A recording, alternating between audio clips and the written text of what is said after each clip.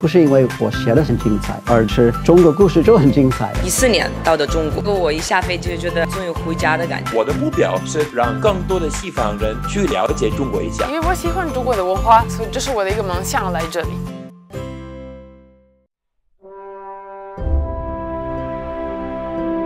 1936年6月，美国记者埃德加·斯诺来到陕甘宁边区，进行了为期4个多月的采访，见到了许多中共和红军领导人，用镜头和纸笔记录下了在延安的所见所闻。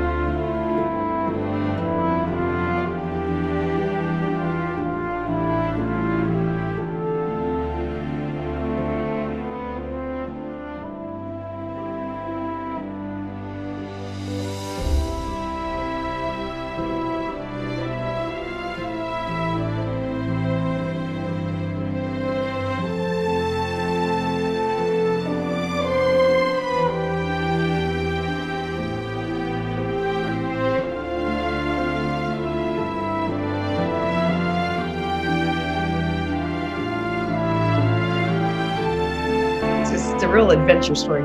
And then more than that, more deeply than that, is once he got to China, I was really moved and impressed by how he went over with no preconceived notions about what the Chinese people were and about what China was. He was a journalist. He went with his eyes just wide open and just observed and talked to people and met people and got to know them, learned the language, and just immersed himself so that he could get the real story in the real people's words instead of just through some lens of politics.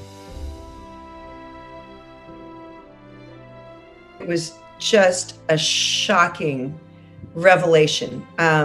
Nobody had ever heard anything remotely like this or read anything remotely like this before. It just took the world by surprise, opened the world's eyes, got them looking at China, thinking about China, paying attention to China in a whole different way. I just think it provided factual information. He was an invaluable source of information about the actual condition of actual people in China.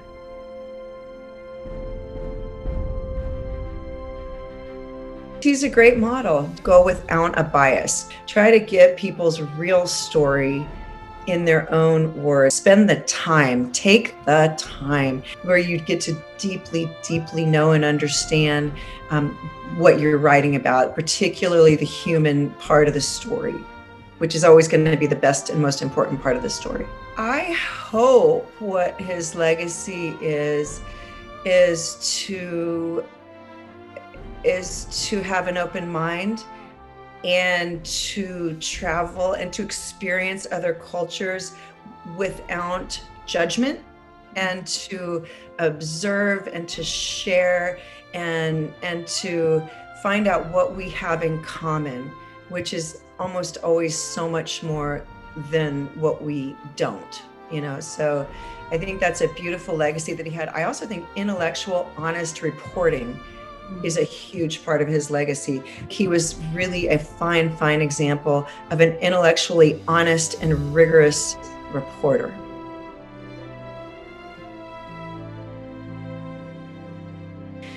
To further his mission, Snow's own mission of trying to increase understanding and friendship between the people in the United States and China by exchanges. The foundation has brought over many delegations from China to the US, has brought many delegations of Americans over to China and always people are changed. No American comes home from China the same.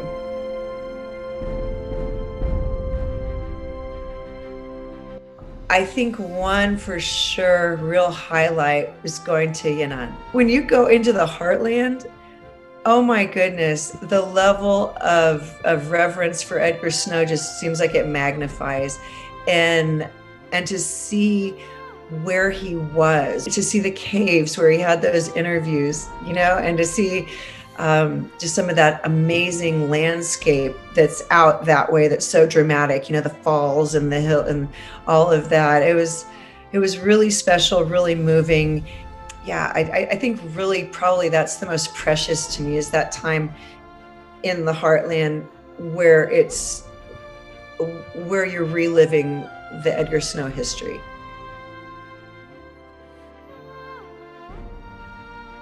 I think most problems, whether it's personal or political, from the lowest level to the highest level, come out of ignorance. And when enough people start understanding each other, countries can understand each other. If we can get back to talking and back to just trying to understand each other and back to focusing on the many, many, many things we have in common and our shared goals instead of what we disagree with about each other, I think and hope we can get back to a much more harmonious relationship, because both countries need it and frankly the world needs it.